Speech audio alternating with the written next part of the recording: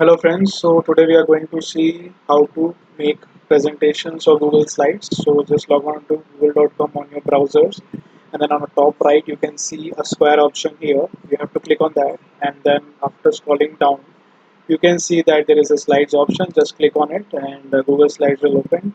The biggest benefit of this feature is that you can share this Google slide that you're preparing with your teammates live. That is, if you're editing it live, the other teammate of yours can see it on his side live. So you can click on blank or choose a template from these options. Just click on any one option, like I'm clicking on photo album, and then it will open the template. I can make the changes as per my needs, and after I'm prepared, I can click on present. So it is a very cool feature.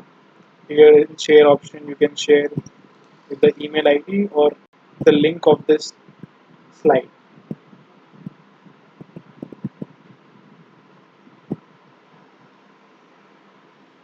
So this is the portion where we will enter the email ID of our teammates, and here we can copy the link.